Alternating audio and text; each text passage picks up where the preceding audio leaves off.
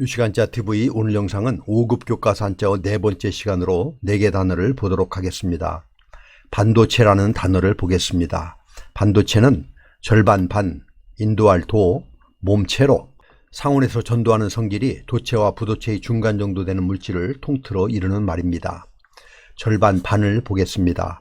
절반 반은 소우에 8팔이 결합한 모습입니다. 8팔은 무언가를 반으로 가르는 모습을 그린 글자입니다.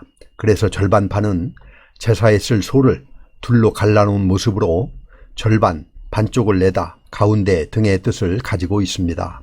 인도할 도를 보겠습니다. 인도할 도는 길도와 마디촌이 합해진 글자입니다.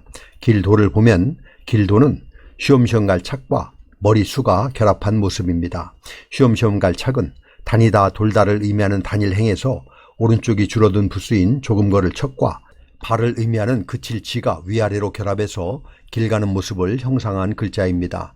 이 부수가 쓰이는 글자는 가다, 달리다 또는 길의 의미가 포함되어 있습니다. 머리수는 짐승의 머리를 그린 것인데 위는 뿔을, 아래는 코를 그린 것으로 머리를 뜻하고 임금 또는 우두머리를 뜻하기도 합니다.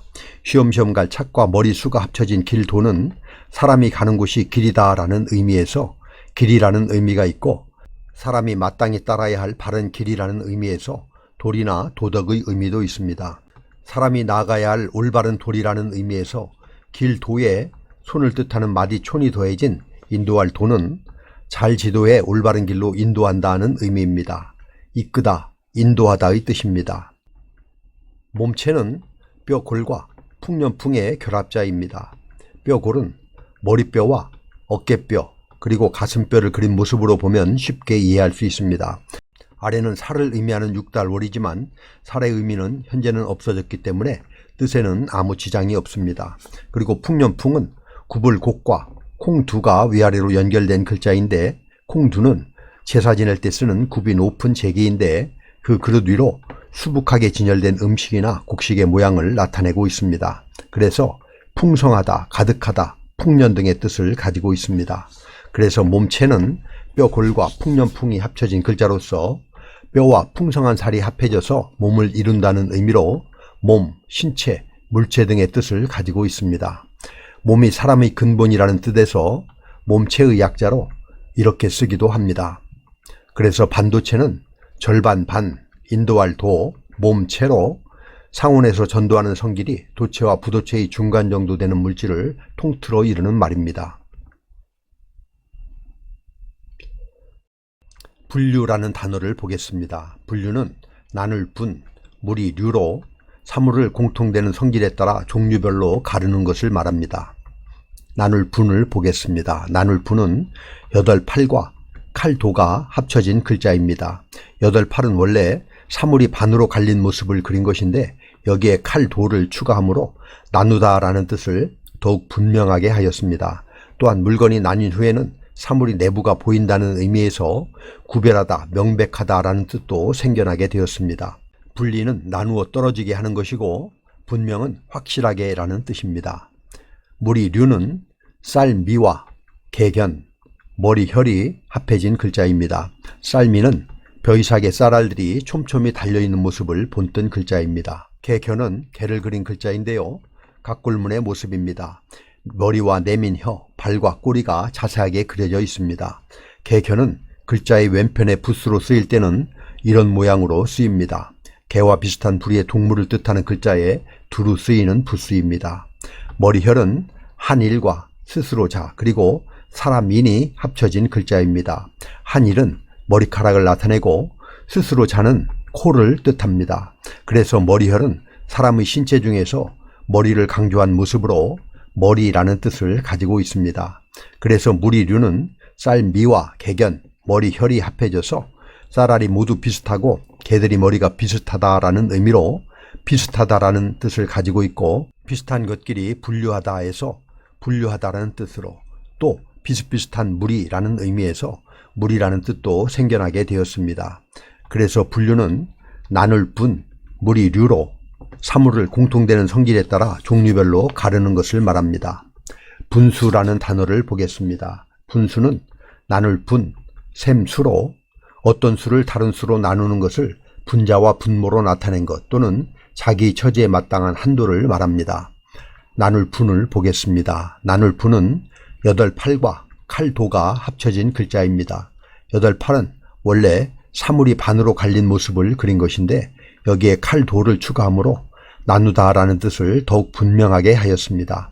또한 물건이 나뉜 후에는 사물이 내부가 보인다는 의미에서 구별하다, 명백하다라는 뜻도 생겨나게 되었습니다. 분리는 나누어 떨어지게 하는 것이고 분명은 확실하게라는 뜻입니다. 셈수를 보겠습니다. 셈수는 끌누와 칠복이 합쳐진 글자입니다. 끌누는 여러 가지 물건을 머리에 이고 있는 여자 노비의 모습을 그렸습니다. 칠복은 손에 막대기를 가지고 있는 모습인데 그래서 셈수는 끌누와 칠복이 합쳐져서 손에 작대기를 들고 여자가 머리에 이고 있는 물건의 수량을 세고 있는 모습으로 셈, 세다 또는 수량 등의 뜻을 가지고 있습니다. 그래서 분수는 나눌 분, 셈수로 어떤 수를 다른 수로 나누는 것을 분자와 분모로 나타낸 것 또는 자기의 처지에 마땅한 한도를 말합니다. 비례식이라는 단어를 보겠습니다. 비례식은 견줄비, 법식례, 법식으로 두 비의 값이 같음을 나타내는 식입니다. 견줄비를 보겠습니다.